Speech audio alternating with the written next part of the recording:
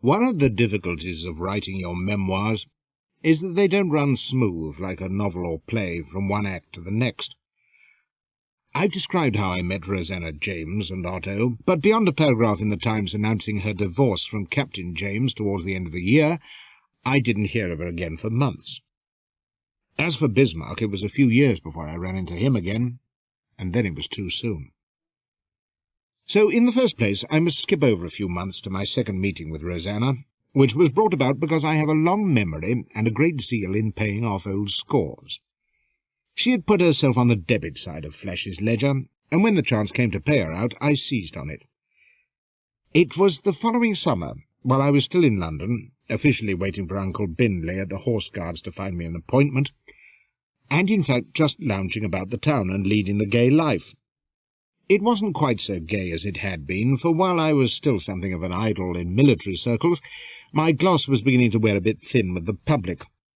Yesterday's hero was soon forgotten, and while Elspeth and I had no lack of invitations during the season, it seemed to me that I wasn't quite so warmly fated as I had been. I wasn't invariably the centre of attraction any longer. Some chaps even seemed to get testy if I mentioned Afghanistan. And at one assembly I heard a fellow say that he personally knew every damned stone of Piper's Fort by now, and could have conducted sightseers over the ruins. That's by the way, but it was one of the reasons that I began to find life boring me in the months that followed, and I was all the readier for mischief when the chance came. I forget exactly what took me to one of the Haymarket theatres on an afternoon in May. There was an actress, or an acrobat she may have been, whom I was pushing about just then, so it may have been her. In any event, I was standing in the wings with some of the gents and mooners during a rehearsal when I noticed a female practising dance steps on the other side of the stage. It was her shape that caught my eye, for she was in the tight fleshings that ballet dancers wear, and I was admiring her legs when she turned in profile, and to my astonishment I recognized Rosanna. She was wearing her hair in a new way, parted in the centre, and held behind her head in a kerchief, but there was no mistaking the face or the figure. "Splendid piece, ain't she?" says one of the mooners. "They say Lumley," he was the manager, "pays her a fortune. 'Pon my soul, I would myself, what?" Oh, I thought to myself, what's this? I asked the mooner offhand who she might be. "Why, she's his new danseuse, don't you know?" said he. "It seems that opera hasn't been bringing in the tin lately, so Lumley imported her specially to dance between the acts. Thinks she'll make a great hit, and with those legs I'll be bound she will. See here." And he pushed a printed bill into my hand. It read, "Her Majesty's Theatre, Special Attraction. Mr. Benjamin Lumley begs to announce that between the acts of the opera, Donna Lola Montez of the Teatro Real, Seville, will have the honour to make her first appearance at England in the original Spanish dance El Oleano."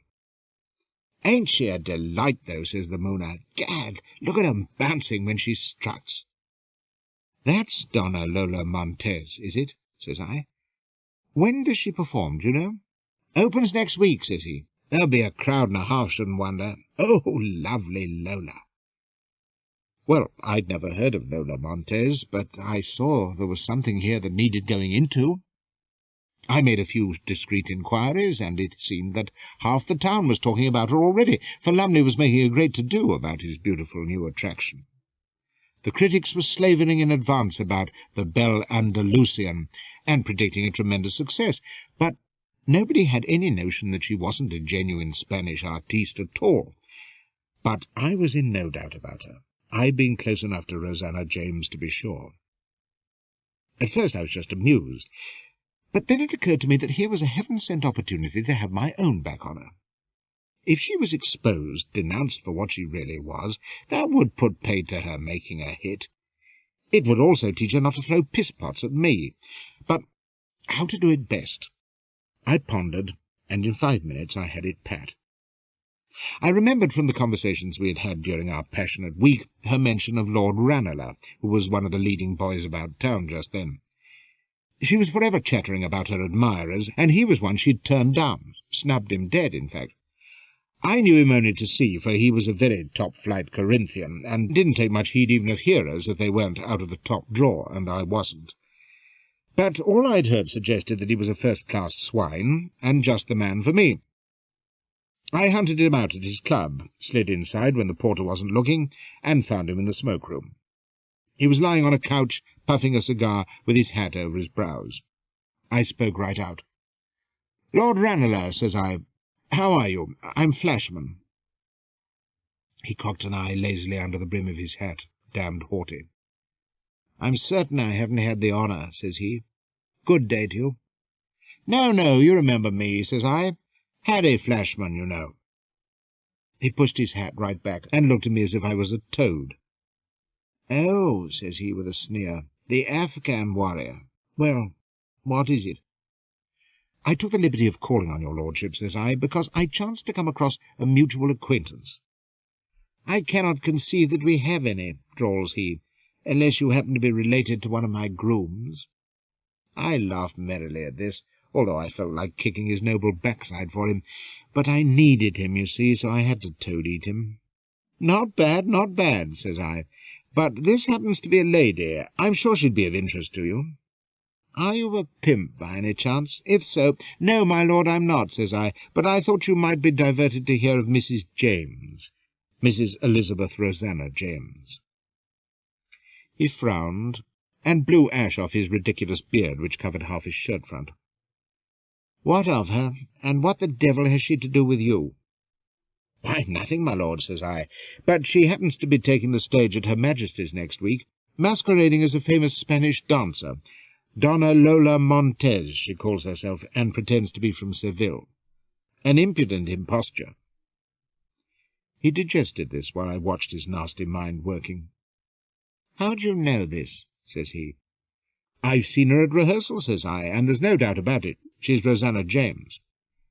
"And why should this be of interest to me?" I shrugged at this, and he asked what my purpose was in telling him. "Oh, I was sure you would wish to be at her first performance, to pay your respects to an old friend," says I, "and if so, I would solicit a place for myself in your party.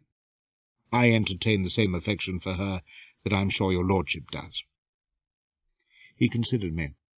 "You're a singularly unpleasant creature," says he. "Why don't you expose her yourself, since that's obviously what you want?" "Your lordship, I'm sure, has a style in these things, and you are well known, while I didn't want to be the centre of any scandal, although I wanted to have a front seat to see the fun." "I can do your dirty work, eh? Well, well." "You'll go?" "That is no concern of yours," says he. "Good day." "May I come?"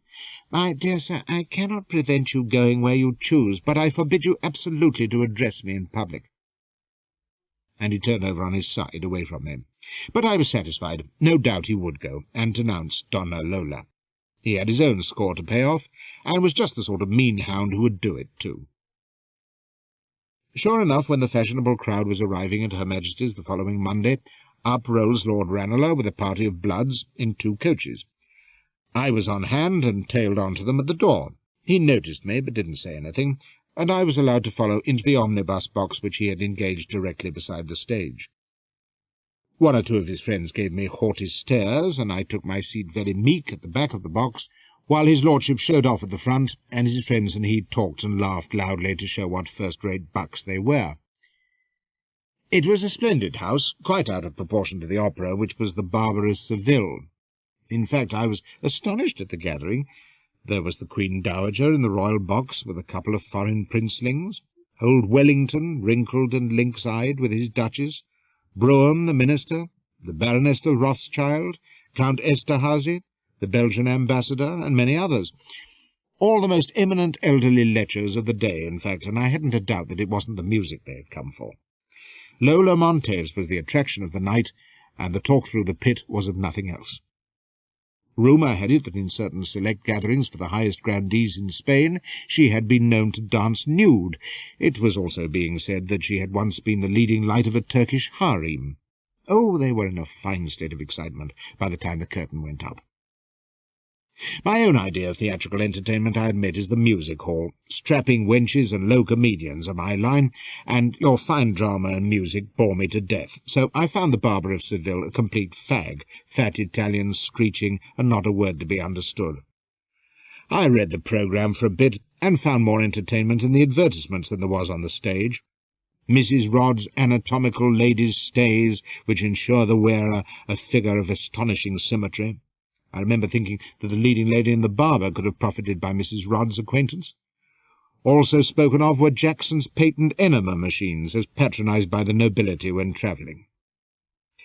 I wasn't alone, I noticed, in finding the opera tedious. There were yawns in the pit, and Wellington, who was near our box, began to snore until his Duchess dug him in the ribs. Then the first act ended, and when the applause died away, everyone sat up expectant. There was a flourish of Spanish music from the orchestra, and Lola, or Rosanna, shot dramatically onto the stage. I'm no authority on the dance. The performer, not the performance, is what I pay to see, but it seemed to me that she was damn good. Her striking beauty brought the pit up with a gasp. She was in a black bodice cut so low that her breasts seemed to be in continual danger of popping out, and her tiny pink skirt showed off her legs to tremendous advantage. The slim white neck and shoulders, the coal-black hair, the gleaming eyes, the scarlet lips curled almost in contempt. The whole effect was startling and exotic. You know these throbbing Spanish rhythms. Well, she swayed and shook and stamped her way through them in splendid passion, and the audience sat spellbound. She was at once inviting and challenging. I doubt if there was any gesture or movement in the whole dance that a magistrate could have taken exception to, and yet the whole effect of it was sensual. It seemed to say, "Bed me if you dare," and every man in the place was taking her clothes off as he watched. What the women thought I can't imagine, but I guess they admired her almost as much as they disliked her. When she finished abruptly, with a final smash of her foot and a clash of cymbals from the orchestra, the theatre went wild. They cheered and stamped, and she stood for a moment still as a statue, staring proudly down at them, and then swept straight off the stage. The applause was deafening, but she didn't come back, and there were sighs and a few groans when the curtain went up again on the next act of the opera, and those damned macaronis began yelping again. Through all this, Ranelagh had sat forward on his chair, staring at her, but never said a word. He didn't pay the least attention to the opera, but when Lola came on for her second dance, which was even more tempestuous than the first, he made a great show of examining her through his glasses. Everyone else was doing the same, of course, in the hope that her bodice would burst, which it seemed likely to do at any moment.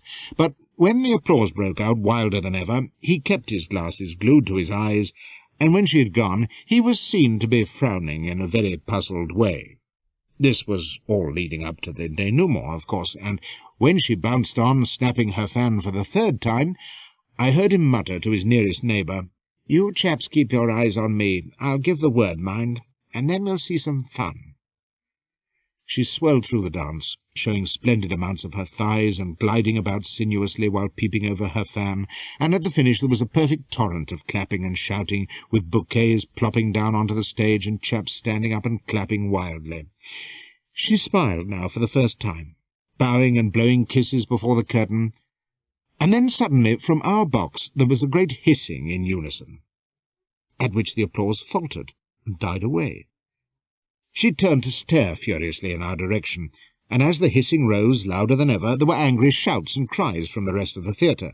People craned to see what the row was about, and then Ranelagh climbs to his feet, an imposing figure with his black beard and elegant togs, and cries out very distinctly, "Why, this is a proper swindle, ladies and gentlemen. That woman isn't Lola Montez. She's an Irish girl, Betsy James." There was a second's silence, and then a tremendous hullabaloo. The hissing started again, with cries of "Fraud! An impostor!" The applause began and sputtered out, and angry catcalls and boos sounded from the gallery. In a moment the whole mood of the theatre had changed. Taking their cue from Ranelagh and his toadies, they began to howl her down. A few coins clattered onto the stage. The conductor, gaping at the audience with his mouth open, suddenly flung down his baton and stamped out. And then the whole place was in a frenzy, stamping and calling for their money back, and shouting to her angrily to get back to the bogs of Donegal. She was standing blazing with fury, and when she moved towards our box, some of the chaps scrambled back to get out of harm's way. She stood a moment, her bosom heaving, her eyes sweeping the box. Oh, yes, she recognized me, all right, and when she began to curse at us, I think it was me as much as Ranelagh she was getting at. Unfortunately, she swore in English, and the mob caught it and yelled louder than ever. Then she dashed down the bouquet she was holding, stamped on it, kicked it into the orchestra, and with one last damnation in our direction, ran from the stage as the curtain fell. I must say I was delighted. I hadn't thought it could go off so well. As we crowded out of the place, the barber, of course, was entirely forgotten in the sensation. I came up to Ranelagh's elbow and congratulated him. I couldn't have paid her out so splendidly myself, and I told him so. He gave me a cold nod and sailed off, the snobbish bastard, but I wasn't in a mood to mind too much. That was me quits with Mistress Lola for her brickbats and insults, and I went home in high good humour. She was finished on the London stage, of course.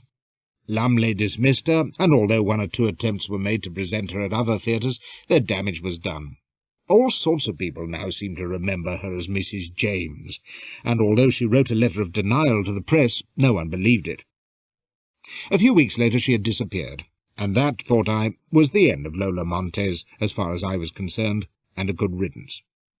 A brilliant bedmate, I don't deny, in her way, and even now the picture of her kneeling naked among the bedclothes can set me itching, but I never liked her particularly, and I was glad to see her sent packing. But it wasn't the end of her by any means. Although it was some years before I saw her again, in circumstances that I couldn't have dreamed of, one heard of her from time to time through the papers. And always it was sensational news. She seemed to have a genius for thrusting herself into high places and creating scandal. First there was a report of her horsewhipping a policeman in Berlin. Next she was dancing on the tables during a civic banquet in Bonn, to the outrage of Prince Albert and our Queen, who were on a state visit at the time. Then she was performing in Paris, and when the audience didn't take to her, she stripped off her garters and drawers and flung them at the gallery. She started a riot in the streets of Warsaw, and when they tried to arrest her, she held the peelers off with pistols. And, of course, there were scores of lovers, most of them highly placed, the Viceroy of Poland, the Tsar of Russia, although I doubted that's true, and Liszt, the musician. She took up with him 2 or 3 times, and once, to get rid of her, he locked her in a hotel room and sneaked out by the back door. I met him later on, by the way, and we discussed the lovely Lola and found ourselves much in agreement. Like me, he admired her as a tumble, but found her all too overpowering. "She is a consuming fire," he told me, shaking his white head ruefully, "and I've been scorched, oh, so often." I sympathized. She had urged me on in love-making with a hairbrush, but with him it had been a dog-whip, and he was a frail sort of fellow, you know. At all events, these scraps of gossip reached me from time to time over the next few years. In that time I was out of England a great deal, as will be set down in another packet of my memoirs if I'm spared to write them. My doings in the middle 40s of the century don't fit in with my present tale, though, so I pass them over for the moment, and come to the events to which my meeting with Lola and Otto Bismarck was the prelude.